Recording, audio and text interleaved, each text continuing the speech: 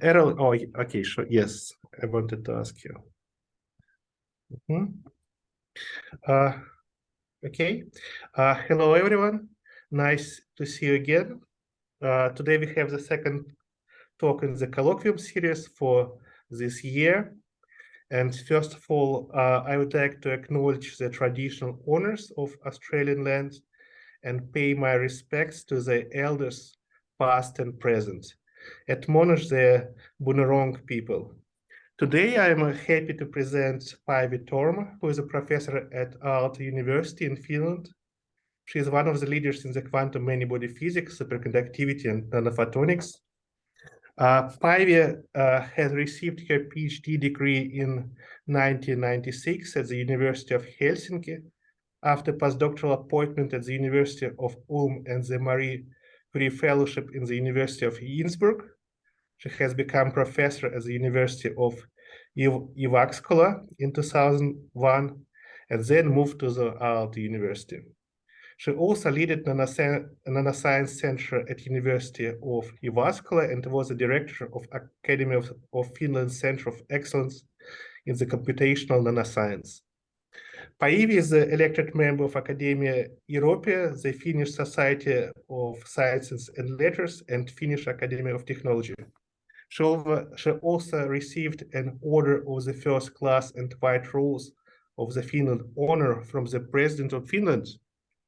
Okay, Päivi, the stage is yours, and we will enjoy the talk.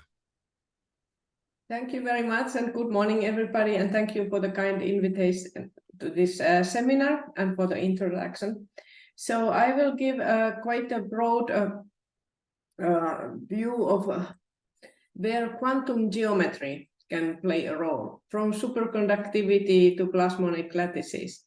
And as Dimitri mentioned to me before the talk, it will be nice if you ask questions also during the talk. So please feel free to just interrupt if you want to ask already during the talk, because this is long. So I will start from actually telling about my favorite factor of two problem. And then I continue to superconductivity, Bose-Einstein Condensation, light matter interactions. All this work from here is theory work done in my group. And then in the last part, I will tell about experiments and theory that we do in our work, our group. So I start from this. So you know, especially theorists often have some kind of factor of two problem. The calculation is otherwise fine, but somehow this two is missing. So my favorite factor of two problem that I'm working with is the following. So you all know how important and fascinating and with great societal impact phenomenon superconductivity is. But here is the factor of two. Why don't we yet have it at room temperature? Why only in 150 Kelvin, I mean in ambient pressure? What's the problem? For a physicist, usually this factor of two is something that you work out in a year or two. So let's think about it a bit. Behind superconductivity, the very basic simple description is the busiest theory, where electrons form Cooper pairs. And this pairing interaction has to compete with kinetic energy, which in metals, for instance, is huge. And this leads to exponential suppression of critical temperature. So here U is some kind of measure of interaction. So you see, this can be very, very small if U is not huge. So the constituents of superconductivity are the interactions and the density of states, which appears here as well. So here the N0 is the density of state at Fermi level. And one might think that, okay, and now to increase these interactions, let's remove the kinetic energy. So there is no competition, or put in another word, let's maximize the density of states. And people have thought about this, that this could be done by so-called flat bands. So here you have, again, universities basic course physics about periodic systems. You have a band structure, it's dispersive, you have a block function. By the way, this periodic part of the block function will be very important in this talk. Now you can have so-called flat band where it can be exactly flat, but also it suffices if the interaction is much bigger than bandwidth. Now, if you do the BCS theory in these two cases, you actually have a linear dependence on interaction in the flat band instead of exponential. And you see that for small u, this is exponential enhancement of the pairing TC. However, this is only the pairing TC. So basically the absolute value of the order parameter that you get. And that's unfortunately not enough as such to get superconductivity. Because superconductivity, superfluidity is a very specific phenomenon where to really show it, you have to have something like the Meissner effect, which comes from the fact that you have supercurrent, which behaves very differently from usual current. Here you see the usual conductivity. In supercurrent, the same quantity is called superfluid weight, and it's kind of response to the vector potential. So these are fundamentally different. This is to the electric field. And this actually is connected to the order parameter phase because vector potential is not gauge invariant, and the phase of the vector potential is not gauge invariant either, but their combination is. So you can relate this response supercurrent to the phase, change in the phase of the order parameter. And indeed, if you calculate what is the change of kinetic energy because of supercurrent, this superfluid weight enters there. So it's kind of like an inverse mass of the pairs if you want to simplify. And it also appears in the penetration depth formula. So just to remind you of the basics of this important quantity superfluid weight. And then in BCS theory, it looks like this. So essentially, look at this thing. These things are small in small temperatures, but here electron charge, Cooper pair density divided by effective mass. Now we have obviously a problem in a flat band because this will be zero. The effective mass is infinite. So we get pairing easily, but it appears as the particles don't move, which is intuitive because in flat band you have no dispersion, nothing moves, zero group velocity.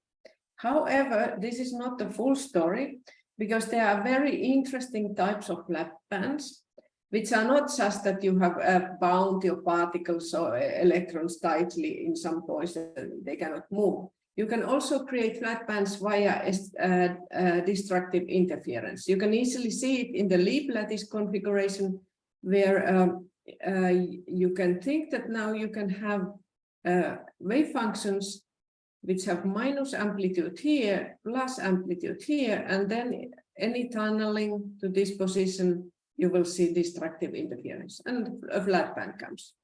The same you see when you have a superlattice or twisted bilayer graphene is an example of this. It's actually the same thing, but kind of said in the reciprocal state. So these kind of flat bands are interesting, and we set to study the question already many years ago whether you could actually have superfluidity in this type of flat bands that have multiple orbitals. So they are intrinsically multiband systems.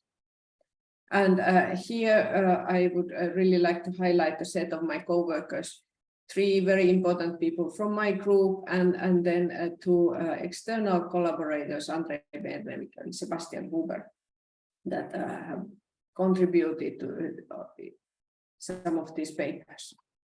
So our starting point was multiband, BCS mean field theory, this type of Hamiltonian with hopping interactions, on-site interactions or local interactions. This alpha and beta orbital, I mean, they are important indices, they are the orbitals, multiband character.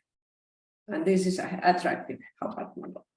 Then we introduced the supercurrent via the phase. of the order parameter and calculate superfluid weight. You can get it either from the free energy or via this relation. You can get it also as a response to a vector potential. And this one in time reversal systems is the ground potential. And then it jumped directly to the result. And the essence of the result that is that indeed there is a part which we call conventional, which is the one that I showed before, that would be proportional to the derivatives of the dispersion. And this is obviously flat, zero and flat band. But then there is another part that we found. This has not been identified before. There is a part that can be non-zero also in flat bands. And it's present only in multiband case. And we call it geometric. And to explain why, I have to go back to a very basic concept of quantum geometry, namely already in 80s, these people wanted to study the question of how do you define a metric in Hilbert space, like a distance between two quantum states. So this U are now arbitrary quantum states, could be these block vectors, but in general, they could be whatever, and then some parameter. This parameter could be the lattice vector. Anyway, this kind of small infinitesimal change can be quantified by so-called quantum metric. It looks like this, which is part of a bigger object called quantum geometric tensor. And the imaginary part of this tensor is Berry curvature, and the real part is quantum metric. And of course, you get cell number from the Berry curvature. So in this way, the distances between quantum states are actually connected to topology. And now I wanted, since this is colloquium, give very easy example of what this quantum metric means. So imagine a Hilbert space, which is just the two-level system, 0 and 1. That's your Hilbert space. Then you can express arbitrary quantum state with just two parameters, these two phases, and it's the Bloch sphere. And now we look at what are the distances between quantum states if you change this phi. And the quantum metric is sine theta squared, because if you are at the North Pole or South Pole, then it doesn't matter if you change phi, it's just an overall phase. So the states are equally, I mean, orthogonal, or actually they are not orthogonal, they are parallel if you change this. So it's 0. Then in the equator, it's a big influence if you change phi, because it's the phase between these two. So there the quantum metric is bigger. So it just tells how much your quantum states actually become orthogonal when you change some parameter. And we show that superfluidity, superfluid weight actually depends on this quantity. So in certain limits, we get the proportionality of the superfluid weight to the interaction and the quantum metric. So, I show you how we get this nice analytical result out of the general, result, which is still analytical, but not so beautiful. So in the limit of isolated band, that the interaction is smaller than band gap to the next band, and if we assume that the order parameter is the same in all orbitals where it's non-zero, and this actually happens in symmetric systems automatically, then we get that superfluid weight is given by this formula. So we have interaction, this is filling, the half filling is best, number of orbitals, and then this one is the integral of the quantum metric over the Brillouin zone and the minimal version of that. That actually was very important, that is the minimal. And we have shown this by mean field in several works and also by exact calculations. And you can also express a gap. Päivi, could I interrupt? Yeah. So I have a question. So when you have superconductivity, your spectrum is reorganized and you have instead Bogoliubov quasiparticles. Yeah. So is it tensor defined respect to the original band structure, or you need to introduce geometric tensor for Bogoliubov quasi-particles? No, this is the non-interacting one. Yeah. So of course we calculate our BCS theory. It will produce the Bogoliubov excitation, but when we calculate this quantity out of it, it's the original quantum metric that appears. Okay, thank you. So the presence of Bogoliubov quasi-particles, it results to the changing of the occupation numbers, but not the metric itself. Yeah, I mean, it is the, I mean, you can kind of imagine the non-interacting quantum metric, and that's something, and then you do BCS mean field theory. So the original wave functions are still there in your BCS mean field theory, and they gave this result. Of course, if you do it all fully numerically, yes, the story can be different, but within mean field theory, this is how it goes. Okay, thank you. Okay, good. And you all know a lot about Berry curvature, Chern number, how it has affected many fields of physics. Now this quantum metric, Fubini-Studi metric, it's much more new. So until 2019, I was able to list basically all theory works where it had been kind of considered to lead some physically relevant thing.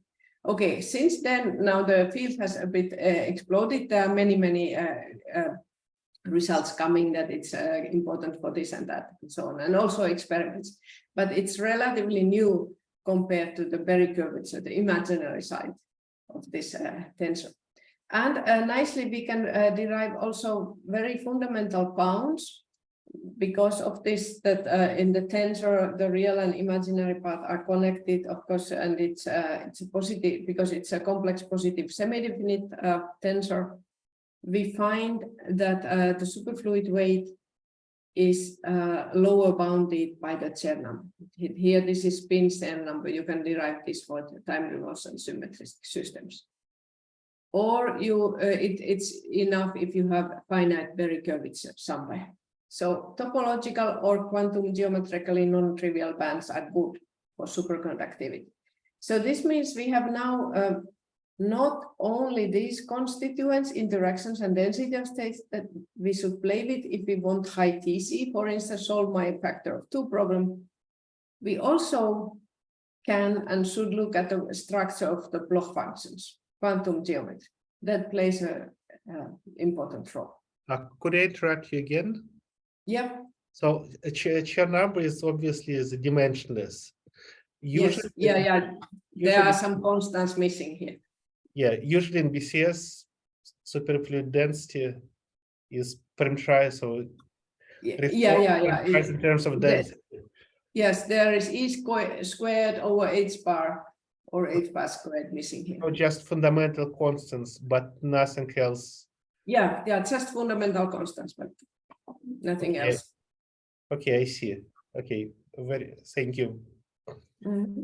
Okay, then I wanted to get some intuition the why this happens actually, and I wanted to look at the two-body problem like Cooper did. So you remember this beautiful thing that he just took the two-particle scattering problem, and only thing coming from many particle physics was that scattering was limited because of Fermi C, and he was able to derive by up to factors of 2 the BCS result from the two-body problem. So let's do the same in a flat band.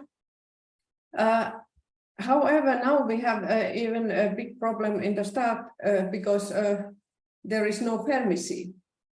So we cannot use this argument. In a flat band, there is no Fermi C.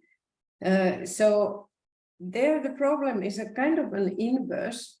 We can see whether the pair would form and whether it would have an effective mass, finite effective mass, because single particle in a flat band has infinite effective mass.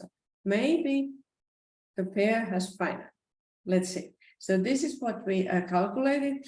This is the binding energy result. This is this is interaction constant, how it's divided by the orbitals. X is orbital constant. And here we have the periodic part of the block function again.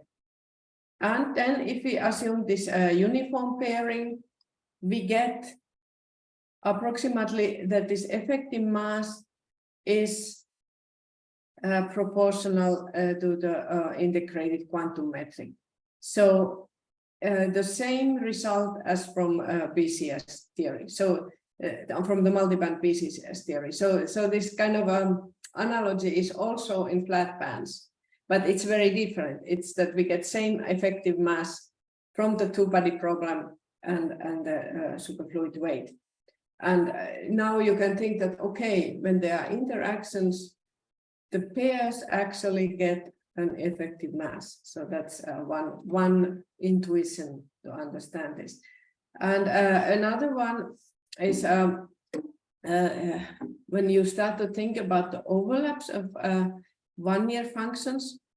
In this cartoon, I have first non-interacting system where the wave functions would be localized. So this would be a trivial flat band where it's the atomic limit where wave functions are at the sites and nothing happens, nothing moves. And this is the non-trivial flat band like Lie lattice, where you also have a flat band, nothing moves, but this is because of interference, and there you can actually have overlap between the one-year function. It's interference that kills movement. And then if you put particles to interact in these systems, in this one, they stay localized, but here this interference can be distorted, and since there was overlap, the particles can move. And why this is related to topology is that actually the localization properties of one-year functions are related to topology. For instance, there cannot be exponentially localized one-year functions if the band is topological.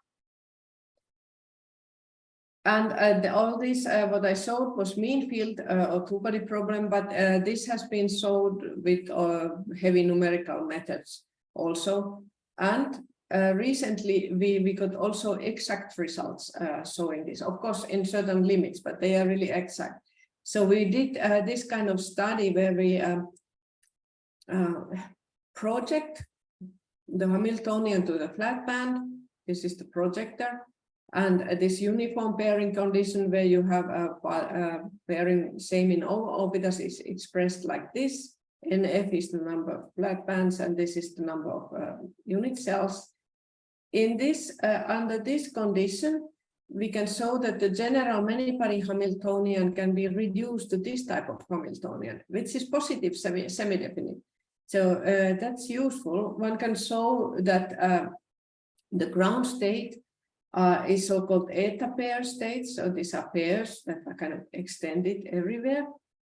And with this Hamiltonian, one can show that the Cooper pair excitations are actually governed by Hamiltonian that looks like an effective single particle Hamiltonian, just made out of this projector and the interaction here in the middle. And since it's single particle Hamiltonian, you can calculate the exact excitation spectrum easily, and we find Leggett and Goldstone modes and so on. And we found the Cooper pair mass, and this is the same result that we get from a multiband BCS theory. This minimal integrated quantum metric appears there. So one can show in certain conditions this result exactly, even when it's a strongly interacting many-body system. That's quite beautiful. Okay, but all these nice results, analytical results that I showed to you, have been derived when the flat band is isolated. I mean, we have general formulas for the non-isolated one, but those results can be only obtained then numerically. And I think one future direction would be to understand better this band touching case, because actually we have seen that the critical temperature increases when we have band touching. So in the Lie lattice, we can separate the bands by some parameters if we wish. And here you see what is the critical temperature, the BKT temperature as function of Q. And when we don't have any gap between the bands, it's the biggest. So that would be an important study direction in the future. here, by the way, I want to emphasize something. This black curve is the normal dispersive band. So if you go to very large interactions, it actually produces higher critical temperatures. It's here and the low interaction regime where indeed the flat band case is exponentially better. So just to say that flat bands are not always better, but they are better, much better when there are small interactions.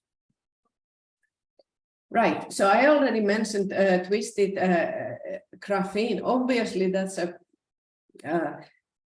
context where we wanted to look at how our theory works. So I don't give an introduction. I think everybody knows by now that there is superconductivity in twisted bilayer graphene, and it's related to the presence of flat bands in the spectrum. And by the way, if you got interested in this topic that I'm talking, as a first starting point, I would recommend this review article by myself, Sebastiano Peotta, and Andre Bernerik from last year. Yes, so we wanted to look whether this quantum theory might play a role in twisted bilayer graphene. There, the bands are not exactly flat, but they are quite flat, let's say, and the flat band regime in the sense of interaction being bigger than bandwidth. So we looked now two types of pairing interactions, kind of RVB, nearest neighbor, and the usual S wave. And here we plot for both of them the superfluid weight as a function of interaction, basically, because we don't know what is the interaction in this system. And the pink one is the conventional contribution, and the blue is the geometric one. So this indicates that indeed this geometric contribution could be sizable in these systems. And now there is a first measurement trying to explore this. And so it's a very recent paper in Nature. They don't measure the superfluid directly, but they measure the critical field and critical current. And from there, they are able to get coherence length, and from those the superfluid weight. So using standard formulas, they deduce it. So it's like a indirect. So, but it's already indicates something. So it behaves like this as function of density.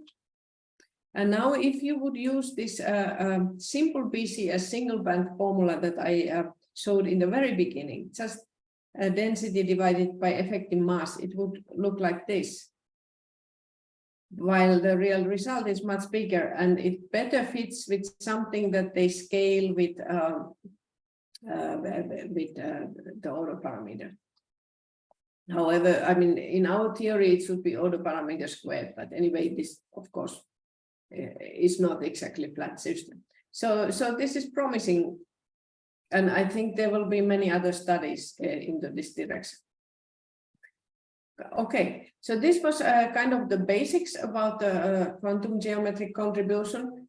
And very recently, we have done this study. It's highlighted in the synopsis from just 1 month ago about the first non-equilibrium study of flat band behavior. Because I mean, I talked about supercurrent, but supercurrent actually in superconductivity, it's a ground state phenomenon. You can put it there, it doesn't require voltage, for instance. Now we want to put voltage into the system and see where the current flows. And we studied this within a kind of toy model system. So this kind of piece of sawtooth ladder, which has flat bands and then some leads. So this is a usual two-terminal setup. And here we do also something that looks structurally like the Bogolyubov-Degen's mean field theory. However, everything is time dependent and calculated self-consistently because it's non-equilibrium. And we calculate the Dyson equation and solve the Kadanoff-Bain kinetic equation in frequency. And then I show you the beauty of this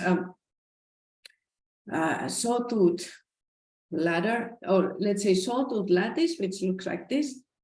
If it's infinite, it has one flat band, and one dispersive band, because unit cell has two sides.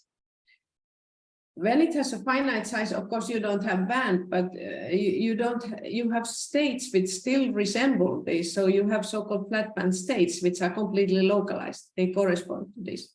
And also edge states, since it's finite. And then there are states that correspond to the dispersive bands, where the particles are not localized. Oops. And we have in our calculation something like gate potential, that we can tune our system from the flat band to the dispersive bands and see what happens. And now we calculate the current, defined like this, with constant bias between the two leads, and vary the gate potential. And here is the result. It has various components. And if you look at these dispersive states, we have their DC component, AC component, and for interacting and non-interacting, pretty much all of them are finite in the dispersive bands. But then the flat band is radically different. In absence of interactions, you don't see any current. This is expected because the non-interacting flat band is an insulator. Then when we put interaction, it's only the AC component that goes through, and it's very prominent, huge peak. The DC, we don't see there. Even that was very well present in the dispersive bands. And DC transport in this kind of superconducting system is based on multiple Andreev reflections. And they involve pairs, it's coherent and so on, but there are also quasi-particles involved in Andreev reflections. And it appears that the flat band is really very strict, that no single particles, not even quasi-particles. So this Andreev reflections and DC transport is thus completely forbidden.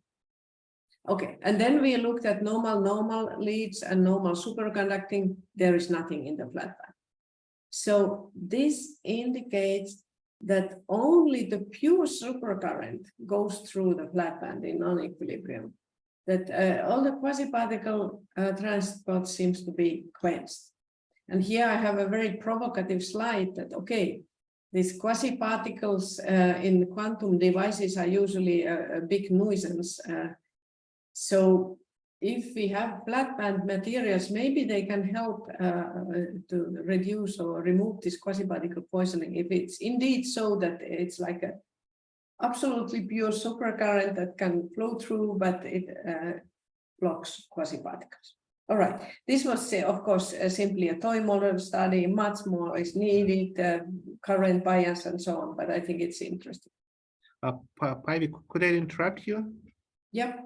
Am I right that in the textbook picture, so electrons couldn't enter superconductor unless the energy is larger than the gap? So you have only supercurrent, and so you have only conversion of normal current to supercurrent due to that Andreev reflection. Is this picture the same? Could you clarify it a bit? What's the difference between conventional transfer from the normal to supercurrent? Yeah, so this picture that I have here, this is just a picture of the very conventional Andreev reflection, how Andreev reflections are thought to happen in a usual system, a superconducting junction. So this as such doesn't have anything specific to do with our system, but this is how Andreev reflections work. And then in our case, it's fully numerical. So we don't kind of separate from our numerics that this is Andreev reflection and so on. So we don't look at it that way. We solve it numerically. But it's known in the previous literature that the DC transport in this kind of superconducting junction, when you have bias is based on unrave reflections. And since we don't see that in our system, we conclude that probably unrave reflections are forbidden in this, in our system. Okay. Am I right that that the normal metal superconductor contact has a quantized conductance that is equal to the 2 multiplied by the fundamental quantity of conductance, where 2 is because you have a Cooper pair. And is it also the same for the flat band case? Yes, that would be the same. Yeah, this factor of 2 because it's a Cooper pairs, but somehow this study indicates that that would be like a perfectly so that there wouldn't be any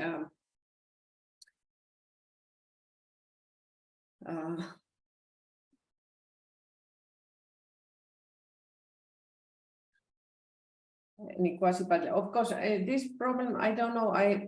We have to still study it further because in our system, when we put one contact normal, one superconducting, and then we allow interactions here, we don't see any transport through. So again, we are suspecting that the unrave reflections work very differently. So this normal superconductor contact, I would not say yet anything very specific about this. Okay. Okay, thank you. Okay, good. Okay, so this I find as an interesting prospect. Okay, then let's go to Bose-Einstein condensate. I think in your audience there must be some people who work on Bose-Einstein condensates because that's also a strong field in Australia. This is a very simple picture. Now think about some usual dispersion k² over effective mass. And this is the result for Bogoliubov excitations within the weak coupling Bogoliubov theory of weakly interacting BC. Then let's make the band flat, so meaning effective mass goes to infinity. You see that this number of excitation goes to infinity. So obviously in a single flat band, BC is not stable. However, it's known from earlier studies that if you have a multiband model, again, you can have stable BC. And we wanted to ask, like, under which general conditions you can have the BC in a flat band. And our results are very general, but we looked at, for instance, the Kagome lattice, which has a flat band, and by parameters changes, you can move it to be either on the top of the spectrum or bottom. So you can condense either in the gamma point. In this case, it will be then the usual dispersive band condensate, or in this case, you can condense to the K point, which will be then really just a condensate on the flat band. And we found here too that actually quantum geometry plays a role. For the speed of sound, we got a result that is very different from the usual one. There is a linear dependence on interaction instead of square root, and the quantum metric appears. Further, we looked at this question that what happens to the number of excitations? And what is the excitation fraction? And we found that in the small interaction limit, it actually goes towards a quantity that's independent of interaction. And that quantity is given by the quantum distance. So distance between the condensate state and the neighboring, states where you would like to excite the condensate. So this gives stability to the flat band condensate. So all the energies are the same. So in that sense, you could easily excite. But of course, if it turns out that some states are orthogonal to your initial state, you cannot excite. And that preserves the condensation. And nicely, this excitation fraction, it really approaches a finite number when you go towards zero. So this means that if you, in interaction, that if you decrease the number of particles, you will, in the flat band, end up in the regime where these excitations, meaning the quantum fluctuations, are dominant. So this is something people have wished for from flat bands, that the beyond mean field effects would be strong. So this study indicates that they are really strong. Päivi, could I interrupt you? Yeah. What will be the dispersion of the Bogoliubov sound in this case?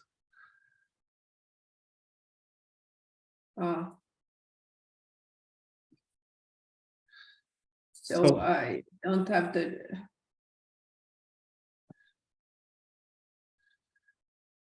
I don't have in these slides the full spectrum, because there is a linear path from where we can get this thing, this speed of sound. But at high K, for usual case, dispersion goes to just 2K squared, but here, because it is flat, it just returns back to zero, so it will be strongly non-monotonous. Non-monotonous. Am I correct? Could be. No, I don't remember. I don't remember whether we even looked at that actually, because we were so focused on speed of sound and the excitation fraction. But maybe it is in our papers. Yeah, it's not only this PRL. There's also PRB. Okay. Which is longer, so it could be there.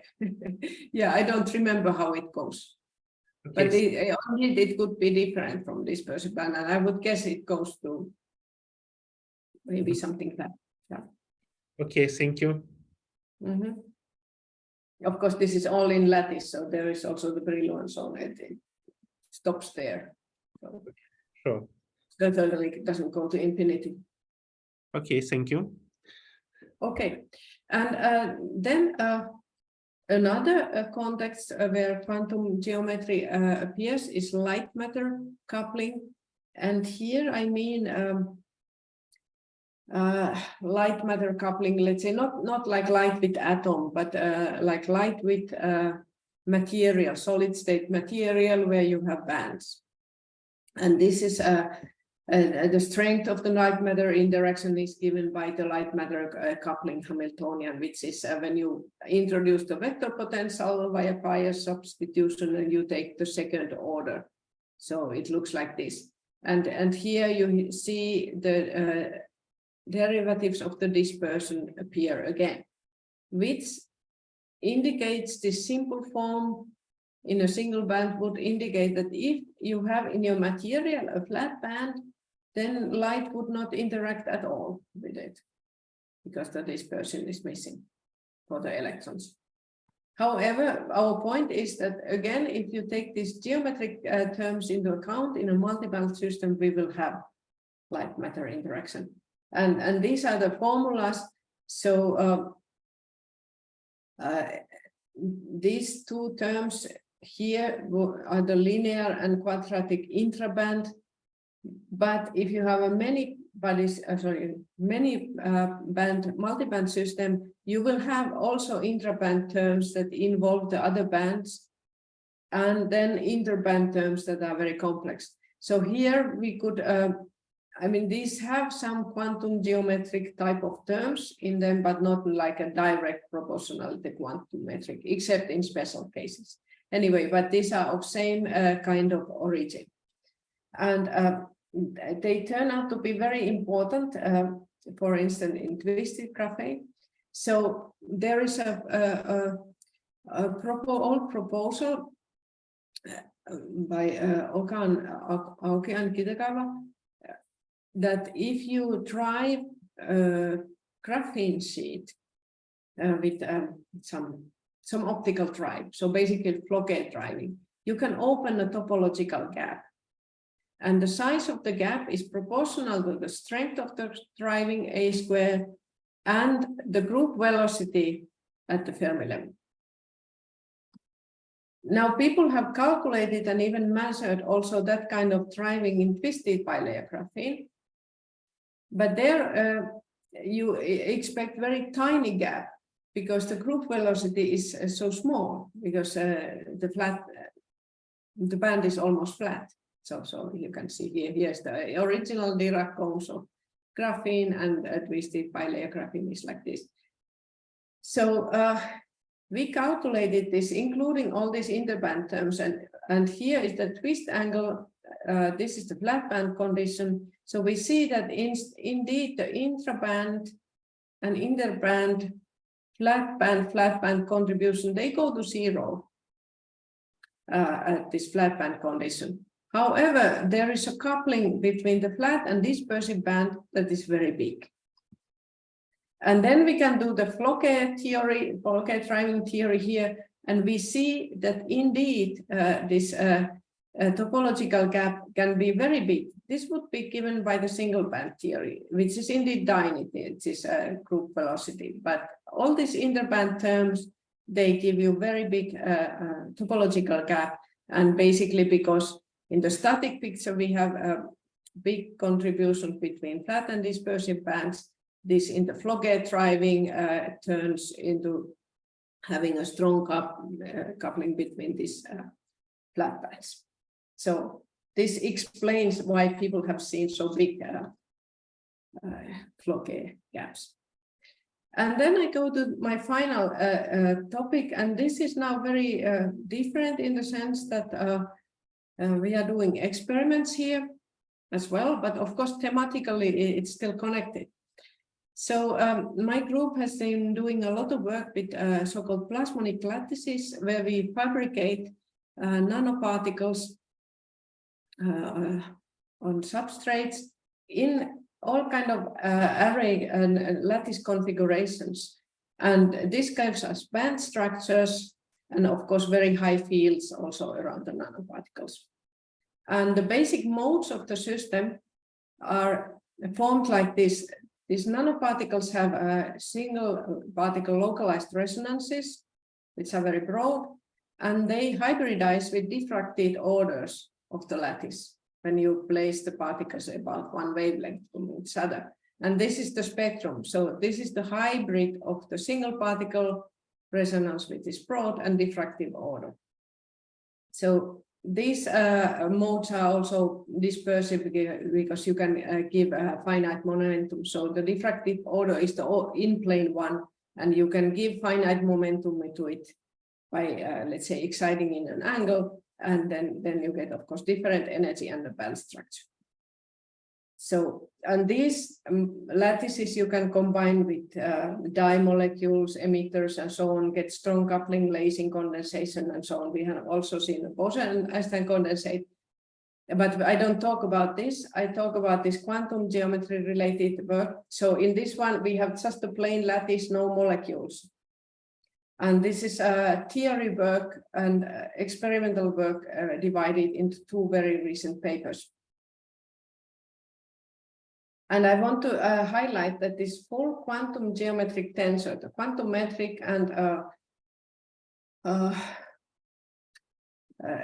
the Berry curve, which has been observed only in a very few systems recently. So microcavity polaritons and then a couple of other systems. So it's a very new topic. And we have now observed it in these nanoparticle lattices.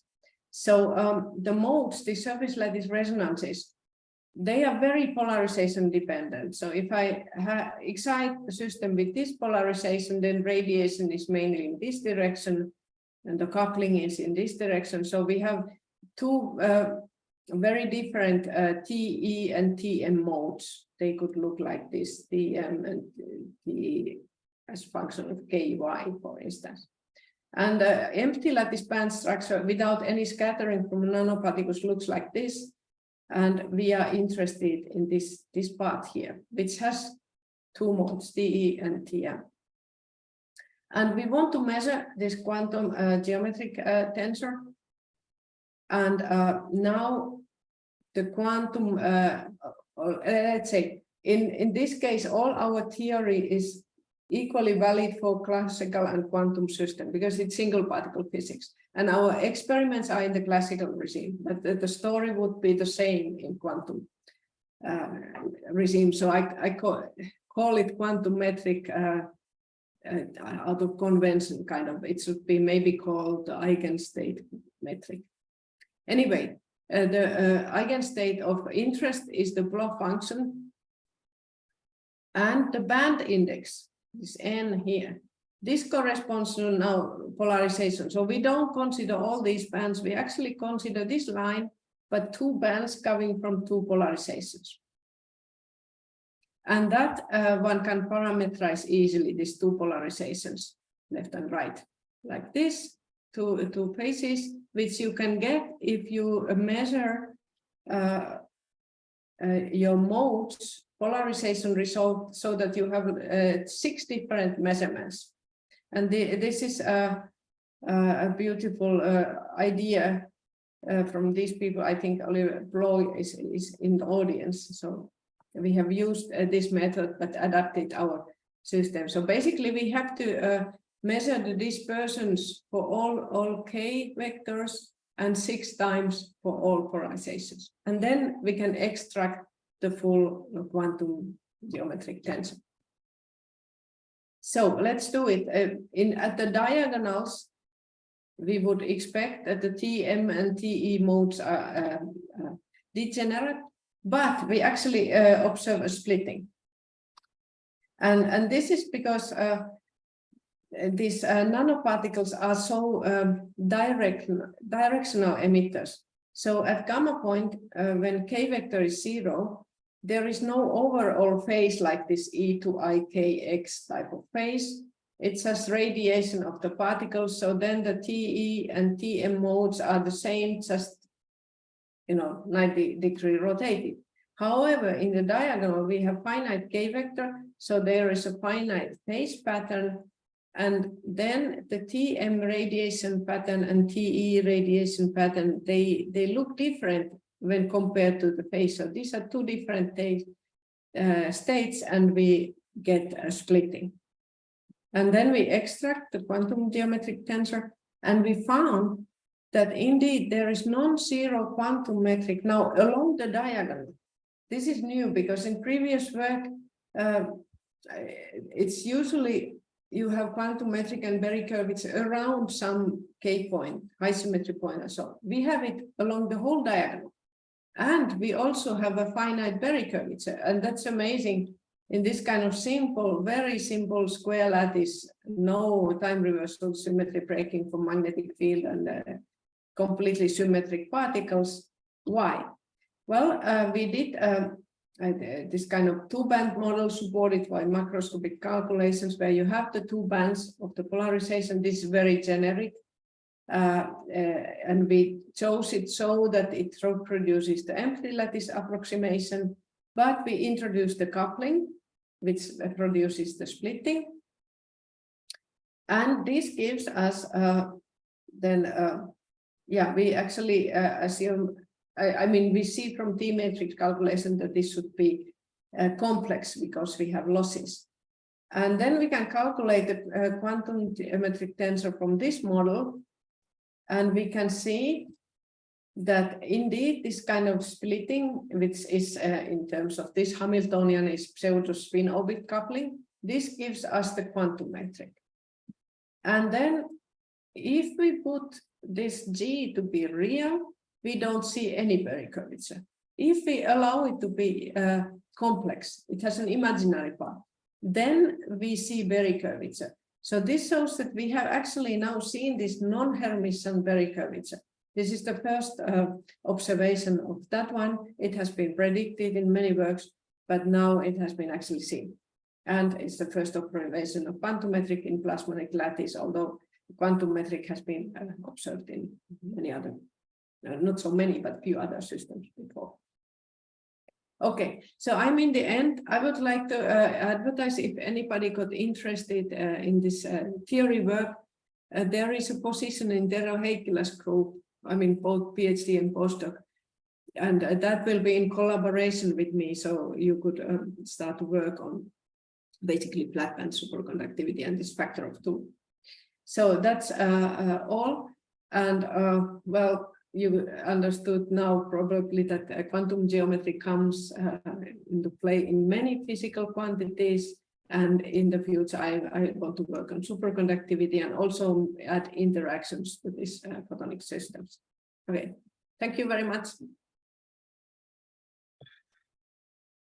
Thank you, Päivi, for very nice talk. Let's go to questions. Please just go ahead.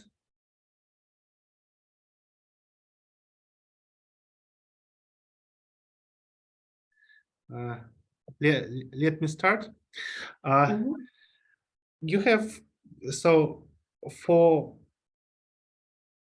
am I right that for all superconductivity problems, you have considered spin singlet pairing? So you silently assume that you have electrons spin up, spin down, and they pair. Yeah, yeah. How these results would modify if you have spinless electrons and if you have some kind of p wave pairing? Is it allowed in flat band? Yes, so some other people have considered this already, that yeah, these effects you can see also in spin triplet pairing and so on. So they are quite generic. They are not kind of restricted by the symmetry of the pairing. Okay, thank you. Okay, well, welcome to questions. Well, I have a question. Thank you very much for your talk.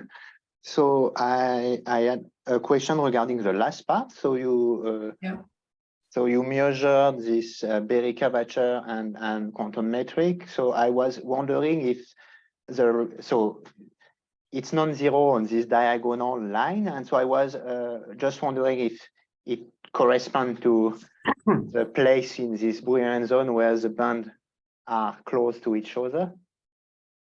Yes. So it's when the bands are almost degenerate, but yeah. Not, yeah. Okay. So I think yeah. Here you see this is along the diagonal. The bands, the TE and TM mode would be completely degenerate in the empty lattice approximation. So when you just take the geometry of the system into account, they would be degenerate. But then when you consider them that they are actually particles that scatter light and so on, then we see the splitting. So it's along the degeneracy lines. And so what are these lines? Without the lines which are not splitted. So here it's a band structure for. Here. So this is the empty lattice approximation. So sorry, what do you mean by empty lattice? I think this is what I. Yeah. So this is if you have just light lines, but they are folded by the geometry. Because our system is highly radiative, so you should think that if the nanoparticles are not there, you will just have a light cone, so freely propagating light. And then if you put periodicity, you start folding it. Yes. So this gives this kind of band structure. So this is just a folding that comes from a square lattice. Okay, yeah. And this line is then the diagonal from the gamma to the endpoint. And these two colors are the TM and TE mode, and they are exactly degenerate there. And so the origin of this TM splitting in your case is really when you start to describe that the sites are metallic, and you include this resonance, or yeah, that's right. When we, like in this picture, when we really think how do these particles scatter light, so it's very directional depending on the polarization. So then we get the splitting. Yeah, okay. Well, so this is a different type of TE-TM splitting than in polariton microcavity system. Yeah. Okay, cool. That's interesting. And I had another question. I mean, but on the first part of your talk on superconductivity in flat band. Yeah. So there you mentioned at some point, so there is a superfluid weight, which is proportional to the integral of the metric. And you mentioned that it is the minimal of this integral. Minimal. Yes. And I was wondering, what do you mean by minimum? What did you mean there? Yes. Yeah, because if it's the integral, if I think about the Chern number, for example, it's either non-zero or zero. And I mean, I didn't get if it's integrated over the Boolean zone. Yeah. So this is a very, very subtle point. I didn't go much into it, but actually in our first paper, we just said that it was this formula without this min. But then we noticed in this paper that actually we knew it, but we didn't care before, that quantum metric is orbital position dependent. So if you move the positions of your orbitals and keep the hoppings the same, the quantum metric changes, while superfluid weight doesn't change. So there was actually a discrepancy. But we saw in this paper that actually you have to have the minimal quantum metric. And it's really the minimal value of this integral. And then it gives the correct superfluid weight. And we also saw that if you have this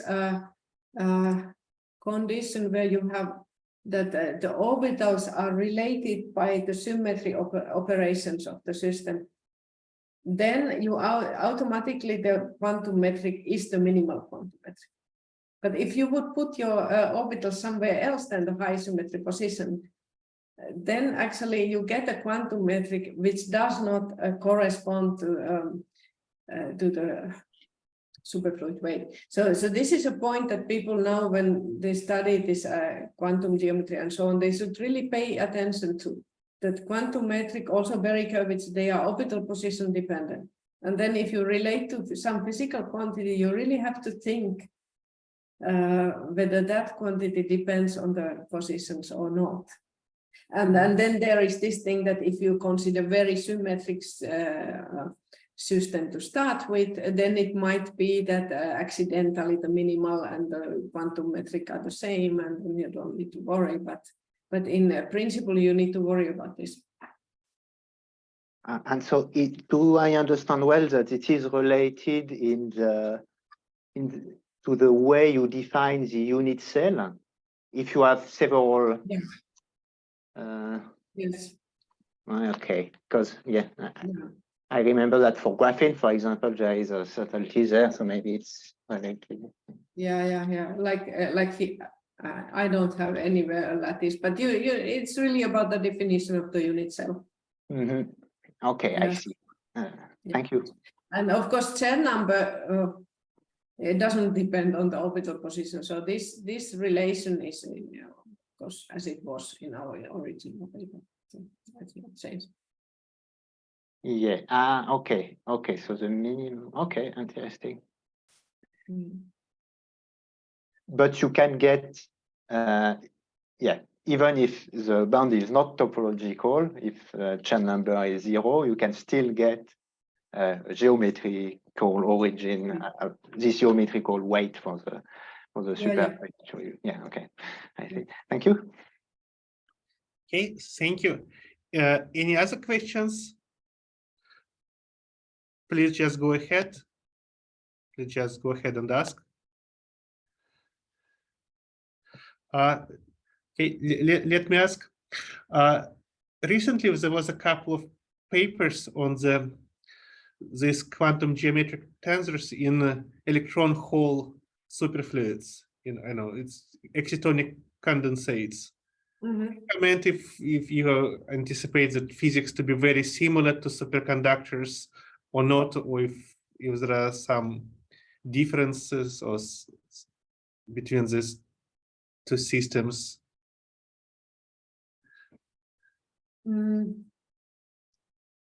Yeah, but I'm sure the quantum geometric terms are there, and now. Papers by Enrique Rossi and Dmitry Pikulin. Yes, I did not read it. I would trust that it's probably very good, and they are big experts on this. But honestly, I didn't read it very carefully. I mean, you see, in my talk, what we found for the BCS theory superconductors, and on the other hand, for the Bose-Einstein condensate, they were quite different. Because once you have a condensate, it's so different. It's all the particles in the same state and so on. The quantum geometry is there, but the result can be of very different nature. But I think this exciton condensation systems are very nice thing to study. I expect something nice there. Okay. Any other questions? Yeah, I have a question. Now, I'm wondering whether this quantum geometric tensor also is relevant for odd frequency superconductivity. Does it have any, special consequences there? Does something specific happen in flat bands? Have you thought about this? I have not thought about it. So this geometric contribution is always there. Even if the band would not be a flat, it's there. It's just that in the flat band, this part is 0, so this is dominant. So I think in any superconductivity system, it is there. So certainly also in this odd superconductivity, but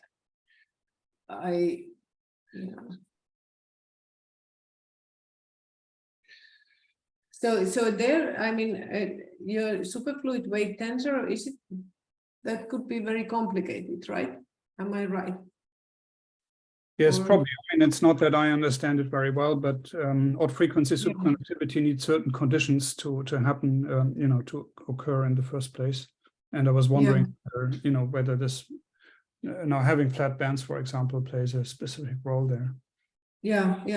I have not studied it at all, but I'm sure it would be quite interesting, because it's a kind of more complicated than what we have done here. So it would be produce something new for sure. Okay, thank you. I think your last chance to ask questions. Okay, if not, let's thank the speaker again. Thank you, Päivi, for very nice talk. Thank you very much. Okay, so